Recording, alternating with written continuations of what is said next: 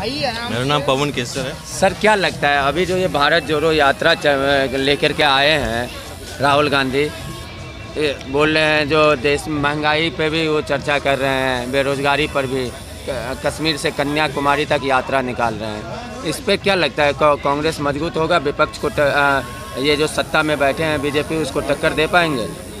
पहले तो मैं एक बात आपको क्लियर कर दूं, ये भारत जोड़ो यात्रा नहीं है, ये एक नौटंकी, कांग्रेस की नौटंकी यात्रा है जी। जिसका जो नेतृत्व पता कौन कर रहा है जी?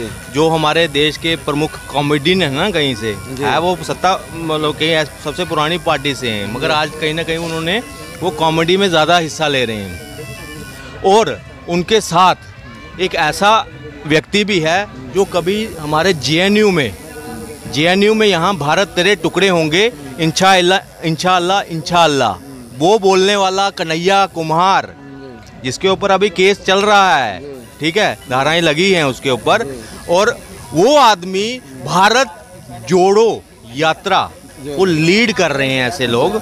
और आप बोलेंगे, मैं एक प्रश्न आपसे पूछता हूँ, आप पूरे देश विदेश की खबरें रखते हैं, मुझे एक चीज़ बताइए, पहले तो मैं कांग्रेस से पूछता हूँ कि ये भारत जोड़ने की जरूरत पड़ ही क्यों?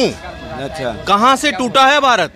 उनका कहना है जो देश में हिंदू मुस्लिम ज़्यादा हो रहा है। देखिए, हिंदू मुस्लिम नहीं हो रहा, मैं आपको इसमें एक प्रमाण ये देता हूँ कि कहीं ना कहीं 70 सालों में मुस्लिम ने कहीं ना कहीं कांग्रेस के ऊपर भरोसा दिखाया, 70 साल उनको वोट दिया, कहीं ना कहीं कांग्रेस को मुस्लिम पार्टी भी कहा जाता था जी। मगर पिछले कुछ दशकों से जी। वो जो एक छवि थी ना उनकी मुस्लिम पार्टी की, तो कि मुस्लिम की पार्टी है, मुस्लिम उनको आज भी कई जगह वोट उनका बैंक है, वो कहीं ना कहीं मुस्लिम उनके साथ जुड़ा है, क्योंकि उनको अपीजमेंट की पॉलिटिक्स मतलब उनके साथ करती रही, और उन्होंने जो मांगा उससे बढ़कर दिया उनको, और उसके कारण हिंदू जो यहाँ मतलब मेजॉरिटी में था वो अपने आप को कहीं ना कहीं शोषित महसूस करने लगा। उसका विकल्प बना भारतीय जनता पार्टी आई, उसके बाद वो 2-3 सीटों से आज दूसरी बारी वो सरकार यहाँ पे मोदी जी के नेतृत्व में चल रही है। तो कहीं ना कहीं जब उनका सबका साथ और सबका विकास का जब नारा दिया गया, उन्होंने हिंदू नहीं देखा, उन्होंने मुस्लिम नहीं देखा, उन्होंने जो ज़रूरत आदमी हैं उनको आवास योजना भी दी, उनको आयुष्मान का बेनिफिट भी दिया, किसान जो निधि सम्मान निधि का जो स्कीम थी वहाँ, और जितनी भी अन्य स्कीमें रही इनकी, उसमें उन्होंने हिंदू मुस्लिम नहीं किया, उन्होंने विकास की राजनीति की। वहाँ डेवलपमेंट के प्रोजेक्ट्स रहे, उसमें उन्होंने हिंदू मुस्लिम नहीं किया। आज कहीं ना कहीं जो मुस्लिम वोट है वो कहीं ना कहीं घर में बटा हुआ है, आधे 2 आदमी जो हैं वो भाजपा की तरफ हैं और 2 आदमी कहीं ना कहीं आज भी कांग्रेस की तरफ है। दिन ब दिन उनका जनाधार जो है कम हो रहा है, और उसका डर कांग्रेस को सता रहा है, जिसकी वजह से वो सोचते हैं कि एक नैरेटिव सेट किया जाए कि भारत का मुसलमान तो डरा हुआ है। भाई डर किस चीज़ का है? कौन सा इसमें कोई कत्लेआम मचाया है भारतीय जनता पार्टी ने? इवन की घर दे रहे हैं कई ऐसे मुस्लिम परिवारों को। पिछले आपने यूपी के इलेक्शन को आपने कवर किया होगा, तो आपने देखा कितने लोगों को वहाँ पे घर मिला, आवास योजना मिली, कितने सिलेंडर मिले। क्या उनको धर्म पूछ कर दिया? जिस तरह से ये नैरेटिव सेट कर रहे हैं कि भारतीय जनता पार्टी जो है मुस्लिम विरोधी है, तो फिर तो एक घर भी नहीं मिलना चाहिए था, एक सिलेंडर नहीं मिलना था, आयुष्मान में एक भी नाम नहीं होना चाहिए था मुस्लिम परिवार का। फिर ऐसी क्या बात है कि ये नैरेटिव सेट करने की जरूरत पड़ती है? कांग्रेस अपना अस्तित्व जो है कहीं ना कहीं मुस्लिम मेजॉरिटी में खोती जा रही है। आज मुस्लिम जो है वो कहीं ना कहीं जो कांग्रेस को अपना विकल्प मानते थे, कांग्रेस को अपनी पार्टी मानते थे, वो विकल्प खोज रहे हैं। वो कभी अरविंद केजरीवाल की तरफ देखते हैं तो वो भी उनको कहीं ना कहीं निराश करता है, कभी अखिलेश यादव को देखते हैं वो भी उनको निराश करता है, कहीं नीतीश कुमार को देखते हैं, कहीं आरजेडी लालू यादव को देखते हैं, कहीं ओवैसी को देख रहे हैं, मगर हर एक आदमी उनको निराश कर रहा है और उनकी अपेक्षाओं पे एक ही पार्टी कामयाब हो रही है, वो है भारतीय जनता पार्टी। आज वही डर की वजह से ये जो नौटंकी यात्रा निकल रही है ना, आज उनको करना पड़ रहा है। दूसरी एक बात और मैं बता देता हूँ कि जब आम आदमी आज सोशल मीडिया के माध्यम से जब वो अपने देश की तरक्की देख रहा है, पूरे विश्व पटल पर देख रहा है कि आज उसके देश का सम्मान किस लेवल तक पहुंच गया है। जब हमारा भारत का प्रधानमंत्री जब बाहर विश्व नेताओं के बीच में होता है, उनकी तवज्जो बाकी नेताओं की जो वर्ल्ड शक्तियां माने जाते हैं, वर्ल्ड लीडर कहा जाता है, जब वो खुद प्रधानमंत्री मोदी जी के पास आते हैं, उनसे बात करते हैं, उनसे मशवरे लेते हैं, तो वो कहीं ना कहीं हिंदुस्तानी, जो मैं एज ए हिंदुस्तानी अपनी बात को, मैं हिंदू बात नहीं करूँगा, हमारे लिए एक गर्व की बात आती है। मगर ये कहीं ना कहीं जो ये प्रोपोगंडा चलाने वाले लोग हैं, इनकी महंगाई के नाम पे से उनको क्या करते हैं कि महंगाई बढ़ी है तो बड़ा, क्योंकि उनके पास एक देश की 70 साल पुरानी पार्टी है, उन्होंने कोई ना ऐसा जो मीडिया भी है, जो गोदी मीडिया उनको कहूँगा, उनको अपने बस में करके रखा हुआ, उनको डेवलपमेंट की कोई खबर नहीं दिखेगी। उनको क्या होगा, आज 5वें नंबर पे आ गई आर्थिक, हमारी 3 ट्रिलियन की इकॉनमी हो गई हमारी, उसके बाद भी क्या इन्होंने अप्रिशिएट किया? क्या विपक्ष ने केंद्र को अप्रिशिएट किया? कोरोना के बाद श्रीलंका बर्बाद हो गया, पाकिस्तान जो है आज भुखमरी की कगार पे खड़ा है, देश आज स्थिर है, क्या ये देश की तरक्की को बर्दाश्त नहीं कर पा रहे हैं? आज किस तरह की महंगाई की बात वो तो बोल रहे हैं देश में महंगाई है, बेरोजगारी है। मेरी बात सुनिए, अगर ये कह रहे हैं कि देश में महंगाई है, बेरोजगारी है, हम भी इसको झुकला नहीं रहे। अगर हम इसका हम ये क्या करते हैं, बाहर से आंकड़े उखाड़ लेते हैं कि हमारा देश इतने नंबर पर है। अगर आप आंकड़ों पे चलने वाले हैं और दूसरे देशों के, विश्व के दूसरे देशों के साथ कंपेयर करते हैं, तो वहाँ की महंगाई के साथ भी कंपेयर कर रही है ना। वहाँ जहाँ 400 रुपये किलो टमाटर बिक रहा है, आप उसके साथ भी तो कंपेयर करिए कि यहाँ आपका क्या है, 40 रुपये किलो टमाटर मिल रहा है। वो तो गिनती करवा रहे हैं अपने, जो हमारे शासनकाल में ये रेट था, अब ये रेट है। देखिए, कोरोना काल से अगर कभी ये कांग्रेस शासन में कोरोना काल आया होता, तो आज जो स्थिति श्रीलंका में, जो पाकिस्तान में बनी हुई है, जो बाहर के मुल्कों में बनी हुई है ना, आज उससे बदतर भारत में होती। क्योंकि आज हमारे पास एक मजबूत नेतृत्व है, हमारे मोदी जी हैं। आज कहीं ना कहीं उन्होंने भारतीयों को पता भी नहीं लगा कि वो कितने बड़े खतरे से निकल कर आए गए हैं। वैक्सीन हमें टाइम से मिल गई, हमें जो 80 करोड़ लोगों को अभी तक राशन जो मुफ्त प्रोवाइड किया गया, ये जनता का ही पैसा था, मैं ये नहीं कहूँगा उन्होंने, लेकिन एक मैनेजमेंट, हम उनको अप्रिशिएट करते हैं, सलूट करते हैं मोदी जी को कि पूरे 130 करोड़ को, श्रीलंका जैसा जो छोटा सा 1 करोड़ 2 करोड़ लोगों का देश है, जो पाकिस्तान जो 18 करोड़ का है, कई ऐसे देश जिन्होंने हाथ खड़े कर दिए, वहाँ 130 करोड़ की जनता वाला देश आज उभर कर और अपना परचम लहरा रहा है कि हमने कोरोना से जीत जो है अच्छे से जीती है, और सबसे कम कैजुअलिटी, इतनी पॉपुलेशन होने के बाद भी इतनी कम कैजुअलिटीज हुई। ये कहीं ना कहीं, जबकि कांग्रेस इस हाल में छोड़ कर गए थे, देखिए ना, हेल्थ व्यवस्था की हमें औकात हमें कोरोना काल में ही दिखी। उसके बाद मोदी जी ने 1 मिनट समय ना गवाते हुए district wise, health wise, tertiary care, primary care, उसमें सुधार किए। ऑक्सीजन प्लांट जो उनको कमी महसूस हुई, आज हर ज़िले में ऑक्सीजन प्लांट, हर हॉस्पिटल के लिए अलग से जो जिला वाइज जो ऑक्सीजन प्लांट बनाया गया, ये कहीं ना कहीं मोदी जी की एक अच्छी नीतियों में से। आज हम ये कह सकते हैं कि कल को अगर कोरोना की कोई और लहर भी आती है तो हम तैयार हैं। ये किसके भरोसे बोलेंगे हम? मोदी जी के भरोसे। और ये जो यात्रा की आप बात करें, ये सिर्फ और सिर्फ नौटंकी है। इसके साथ मैं तो ये कहूँगा कि जहाँ जहाँ से ये यात्रा निकल रही है, वहाँ के लोगों से अनुरोध करूँगा कि ये हिंदू विरोधी पार्टी, ये ऐसे वहाँ से मिलते हैं, किनसे? जॉर्ज बिश्नोई, क्या नाम था उसका, उनसे मिलते हैं, जो भारत माता पे पाँव रखकर कहता है मैं जूता पहन कर जाता हूँ, क्योंकि अगर भारत माता की गंदगी ना लगे हमें। इस तरह की मानसिकता रखने वाले जो देश को, मतलब एक गंदगी की, भारत माता को एक गंदगी कहने वाले लोग, जो उनके साथ बैठता है राहुल गांधी, ये कहीं ना कहीं उनको चरित्र दिखाता है कि वो देश विरोधी है। तभी वो महीने में कम से कम 20 से 21 दिन जो है बाहर रहते हैं। आज कांग्रेस अपना अस्तित्व खो चुकी है, और आने वाले समय में जो है कांग्रेस मुक्त भारत जल्दी होने वाला है।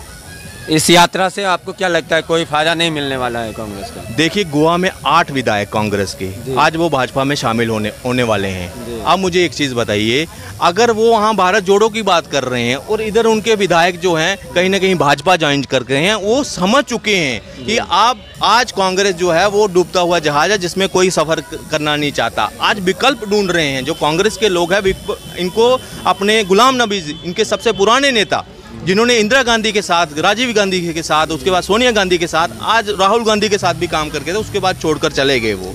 तो ये भारत जोड़नों के नाम पर ये कहीं का कांग्रेस बचाओ यात्रा, मैं कहूँगा इसको नौटंकी यात्रा, ये बस वही है जो कि असफल है। वो तो पहले ही दिख रहा है। अगर इनके अब वहाँ जोड़ने की बात कर रहे हैं और इनके विधायक जो है भाजपा ज्वाइन कर रहे हैं, तो ये सिर्फ एक नौटंकी यात्रा है और ये इनका खात्मा होना तय हो गया है। Thank you sir. बहुत इधर लाइट है। हमने जो अभी लोगों से राय विचार लिया तो खुल करके यही बात सामने आया, जो ये कोई भारत जोड़ो यात्रा नहीं है, ये नौटंकीबाजों का एक यात्रा है। जो भारत तोड़ा है आज वही भारत, लोगों का कहना है ऐसा, जिन्होंने भारत को तोड़ा वही भारत जोड़ने की बात कर रहे हैं। तो इससे कांग्रेस को कोई फ़ायदा मिलने वाला है नहीं। आप देख रहे हैं पर्पल इंडिया। वीडियो अगर अच्छी लगी तो लाइक करना, सब्सक्राइब करना और शेयर भी कर देना। जय हिंद, जय भारत। मेरा नाम पवन केसर है। सर, क्या लगता है अभी जो ये भारत जोड़ो यात्रा लेकर के आए हैं राहुल गांधी, बोल रहे हैं जो देश में महंगाई पे भी वो चर्चा कर रहे हैं, बेरोजगारी पर भी, कश्मीर से कन्याकुमारी तक यात्रा निकाल रहे हैं, इस पे क्या लगता है कांग्रेस मजबूत होगा? विपक्ष को ये जो सत्ता में बैठे हैं बीजेपी, उसको टक्कर दे पाएंगे? पहले तो मैं एक बात आपको क्लियर कर दूं, ये भारत जोड़ो यात्रा नहीं है, ये एक नौटंकी, कांग्रेस की नौटंकी यात्रा है जी। जिसका जो नेतृत्व पता कौन कर रहा है जी? जो हमारे देश के प्रमुख कॉमेडियन है ना, कहीं से है वो सत्ता, मतलब कहीं सबसे पुरानी पार्टी से हैं, मगर आज कहीं ना कहीं उन्होंने वो कॉमेडी में ज़्यादा हिस्सा ले रहे हैं। और उनके साथ एक ऐसा व्यक्ति भी है जो कभी हमारे जेएनयू में यहाँ भारत तेरे टुकड़े होंगे इंशाअल्लाह इंशाअल्लाह, वो बोलने वाला कन्हैया कुमार, जिसके ऊपर अभी केस चल रहा है, ठीक है, धाराएं लगी हैं उसके ऊपर, और वो आदमी भारत जोड़ो यात्रा को लीड कर रहे हैं ऐसे लोग। और आप बोलेंगे, मैं एक प्रश्न आपसे पूछता हूँ, आप पूरे देश विदेश की खबरें रखते हैं, मुझे एक चीज़ बताइए, पहले तो मैं कांग्रेस से पूछना हूँ कि ये भारत जोड़ने की जरूरत पड़ ही क्यों? अच्छा, कहाँ से टूटा है भारत? उनका कहना है जो देश में हिंदू मुस्लिम ज़्यादा हो रहा है। देखिए, हिंदू मुस्लिम नहीं हो रहा। मैं आपको एक इसमें एक प्रमाण ये देता हूँ कि कहीं ना कहीं 70 सालों में मुस्लिम ने कहीं ना कहीं कांग्रेस के ऊपर भरोसा दिखाया। 70 साल उनको वोट दिया, कहीं ना कहीं कांग्रेस को मुस्लिम पार्टी भी कहा जाता था जी। मगर पिछले कुछ दशकों से जी। वो जो एक छवि थी ना उनकी मुस्लिम पार्टी की, तो कि मुस्लिम की पार्टी है, मुस्लिम उनको आज भी कई जगह वोट उनका बैंक है, वो कहीं ना कहीं मुस्लिम उनके साथ जुड़ा है, क्योंकि उनको अपीजमेंट की पॉलिटिक्स मतलब उनके साथ करती रही और उन्होंने जो मांगा उससे बढ़कर दिया उनको।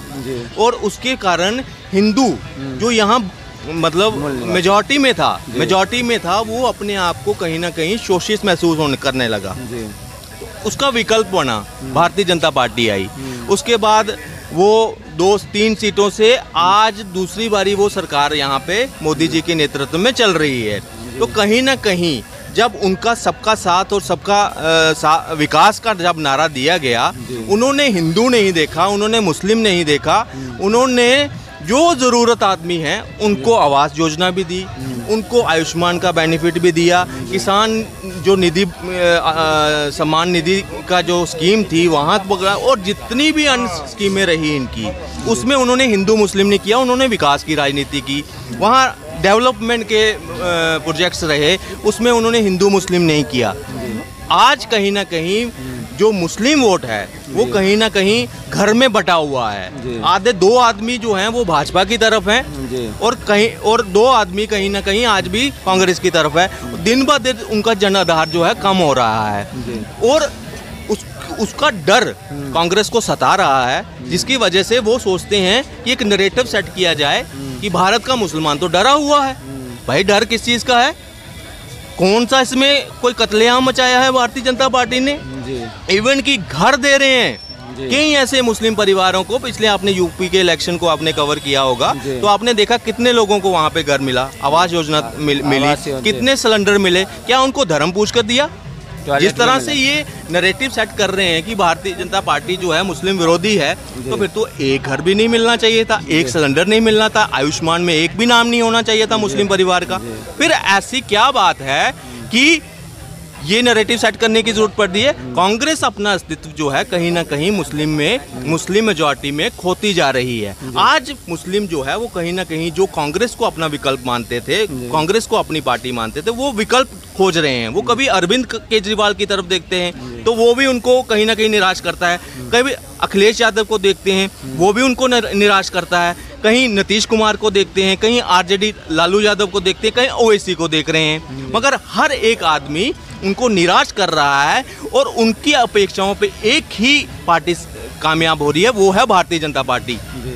आज वही डर की वजह से ये जो नौटंकी यात्रा निकल रही है ना, आज उनको करना पड़ रहा है। दूसरी एक बात और मैं बता देता हूँ कि जब आम आदमी आज सोशल मीडिया के माध्यम से जब वो अपने देश की तरक्की देख रहा है, पूरे विश्व पटल पर देख रहा है कि आज उसके देश का सम्मान किस लेवल तक पहुंच गया है। जब हमारा भारत का प्रधानमंत्री जब बाहर विश्व नेताओं के बीच में होता है, उनकी तवज्जो बाकी नेताओं की जो वर्ल्ड शक्तियां माने जाते हैं, वर्ल्ड लीडर कहा जाता है, जब वो खुद प्रधानमंत्री मोदी जी के पास आते हैं, उनसे बात करते हैं, उनसे मशवरे लेते हैं, तो वो कहीं ना कहीं हिंदुस्तानी, जो मैं एज ए हिंदुस्तानी अपनी बात को, मैं हिंदू बात नहीं करूँगा, हमारे लिए एक गर्व की बात आती है। मगर ये कहीं ना कहीं जो ये प्रोपोगंडा चलाने वाले लोग हैं, इनकी महंगाई के नाम पे से उनको क्या करते हैं कि महंगाई बढ़ी है बड़ा, क्योंकि उनके पास एक देश की 70 साल पुरानी पार्टी है, उन्होंने कोई ना ऐसा जो मीडिया भी है, जो गोदी मीडिया उनको कहूँगा, उनको अपने बस में करके रखा हुआ। उनको डेवलपमेंट की कोई खबर नहीं दिखेगी। उनको क्या होगा, आज 5वें नंबर पे आ गई आर्थिक, हमारी 3 ट्रिलियन की इकॉनमी हो गई हमारी। उसके बाद भी क्या इन्होंने अप्रिशिएट किया? क्या विपक्ष ने केंद्र को अप्रिशिएट किया? कोरोना के बाद श्रीलंका बर्बाद हो गया, पाकिस्तान जो है आज भुखमरी की कगार पे खड़ा है, देश अस्थिर है। क्या ये देश की तरक्की को बर्दाश्त नहीं कर पा रहे हैं? आज किस तरह की महंगाई की बात? वो तो बोल रहे हैं देश में महंगाई है, बेरोजगारी है। मेरी बात सुनिए, अगर ये कह रहे हैं कि देश में महंगाई है, बेरोजगारी है, हम भी इसको झुकला नहीं रहे। अगर हम ये क्या करते हैं, बाहर से आंकड़े उखाड़ लेते हैं कि हमारा देश इतने नंबर पर है। अगर आप आंकड़ों पे चलने वाले हैं और दूसरे देशों के, विश्व के दूसरे देशों के साथ कंपेयर करते हैं, तो वहाँ की महंगाई के साथ भी कंपेयर कर रही है ना। वहाँ जहाँ 400 रुपये किलो टमाटर बिक रहा है, आप उसके साथ भी तो कंपेयर करिए कि यहाँ आपका क्या है, 40 रुपये किलो टमाटर मिल रहा है। वो तो गिनती करवा रहे हैं अपने, जो हमारे शासनकाल में ये रेट था, अब ये रेट है। देखिए, कोरोना काल से अगर कभी ये कांग्रेस शासन में कोरोना काल आया होता, तो आज जो स्थिति श्रीलंका में, जो पाकिस्तान में बनी हुई है, जो बाहर के मुल्कों में बनी हुई है ना, आज उससे बदतर भारत में होती। क्योंकि आज हमारे पास एक मजबूत नेतृत्व है, हमारे मोदी जी हैं। आज कहीं ना कहीं उन्होंने, भारतीयों को पता भी नहीं लगा कि वो कितने बड़े खतरे से निकल कर आए गए हैं। वैक्सीन हमें टाइम से मिल गई, हमें जो 80 करोड़ लोगों को अभी तक राशन जो मुफ्त प्रोवाइड किया गया, ये जनता का ही पैसा था, मैं ये नहीं कहूँगा उन्होंने, लेकिन एक मैनेजमेंट, हम उनको अप्रिशिएट करते हैं, सलूट करते हैं मोदी जी को कि पूरे 130 करोड़ को, श्रीलंका जैसा जो छोटा सा 1 करोड़ 2 करोड़ लोगों का देश है, जो पाकिस्तान जो 18 करोड़ का है, कई ऐसे देश जिन्होंने हाथ खड़े कर दिए, वहाँ 130 करोड़ की जनता वाला देश आज उभर कर और अपना परचम निला रहा है कि हमने कोरोना से जीत जो है अच्छे से जीती है। और सबसे कम कैजुअलिटी, इतनी पॉपुलेशन होने के बाद भी इतनी कम कैजुअलिटीज हुई, ये कहीं ना कहीं, जबकि कांग्रेस इस हाल में छोड़ कर गए थे, देखिए ना हेल्थ व्यवस्था की हमें औकात हमें कोरोना काल में ही दिखी। उसके बाद मोदी जी ने 1 मिनट समय ना गवाते हुए district wise, health wise, tertiary care, primary care, उसमें सुधार किए। ऑक्सीजन प्लांट जो उनको कमी महसूस हुई, आज हर ज़िले में ऑक्सीजन प्लांट, हर हॉस्पिटल के लिए अलग से जो जिला वाइज जो ऑक्सीजन प्लांट बनाया गया, ये कहीं ना कहीं मोदी जी की एक अच्छी नीतियों में से आज हम ये कह सकते हैं कि कल को अगर कोरोना की कोई और लहर भी आती है तो हम तैयार हैं। ये किसके भरोसे बोलेंगे हम? मोदी जी के भरोसे। और ये जो यात्रा की आप बात करें, ये सिर्फ और सिर्फ नौटंकी है। इसके साथ मैं तो ये कहूँगा कि जहाँ जहाँ से ये यात्रा निकल रही है, वहाँ के लोगों से अनुरोध करूँगा कि ये हिंदू विरोधी पार्टी, ये ऐसे वहाँ से मिलते हैं, किनसे? जॉर्ज बिश्नोई, क्या नाम था उसका, उनसे मिलते हैं, जो भारत माता पे पाँव रखकर कहता मैं जूता पहन कर जाता हूँ क्योंकि अगर भारत माता की गंदगी ना लगे हमें। इस तरह की मानसिकता रखने वाले जो देश को मतलब एक गंदगी की, भारत माता को एक गंदगी कहने वाले लोग जो उनके साथ बैठता है राहुल गांधी, ये कहीं ना कहीं उनको चरित्र दिखाता है कि वो देश विरोधी है। तभी वो महीने में कम से कम 20 से 21 दिन जो है बाहर रहते हैं। आज कांग्रेस अपना अस्तित्व खो चुकी है और आने वाले समय में जो है कांग्रेस मुक्त भारत जल्दी होने वाला है। इस यात्रा से आपको क्या लगता है, कोई फायदा नहीं मिलने वाला है कांग्रेस का? देखिए, गोवा में 8 विधायक कांग्रेस के आज वो भाजपा में शामिल होने वाले हैं। अब मुझे एक चीज़ बताइए, अगर वो वहाँ भारत जोड़ो की बात कर रहे हैं और इधर उनके विधायक जो हैं कहीं ना कहीं भाजपा ज्वाइन कर रहे हैं, वो समझ चुके हैं कि आप आज कांग्रेस जो है वो डूबता हुआ जहाज है जिसमें कोई सफ़र करना नहीं चाहता। आज विकल्प ढूंढ रहे हैं जो कांग्रेस के लोग हैं, इनको अपने गुलाम नबी, इनके सबसे पुराने नेता जिन्होंने इंदिरा गांधी के साथ, राजीव गांधी के साथ, उसके बाद सोनिया गांधी के साथ, आज राहुल गांधी के साथ भी काम करके थे, उसके बाद छोड़कर चले गए वो। तो ये भारत जोड़नों के नाम पर ये कहीं का कांग्रेस बचाओ यात्रा, मैं कहूँगा इसको नौटंकी यात्रा, ये बस वही है जो कि असफल है। वो तो पहले ही दिख रहा है। अगर इनके अब वहाँ जोड़ने की बात कर रहे हैं और इनके विधायक जो है भाजपा ज्वाइन कर रहे हैं, तो ये सिर्फ एक नौटंकी यात्रा है और ये इनका खात्मा होना तय हो गया है। Thank you sir. बहुत इधर लाइट है। हमने जो अभी लोगों से राय विचार लिया तो खुल कर के यही बात सामने आया, जो ये कोई भारत जोड़ो यात्रा नहीं है, ये नौटंकीबाजों का एक यात्रा है। जो भारत तोड़ा है आज वही भारत, लोगों का कहना है ऐसा, जिन्होंने भारत को तोड़ा वही भारत जोड़ने की बात कर रहे हैं। तो इससे कांग्रेस को कोई फ़ायदा मिलने वाला है नहीं। आप देख रहे हैं पर्पल इंडिया। वीडियो अगर अच्छी लगी तो लाइक करना, सब्सक्राइब करना और शेयर भी कर देना। जय हिंद, जय भारत।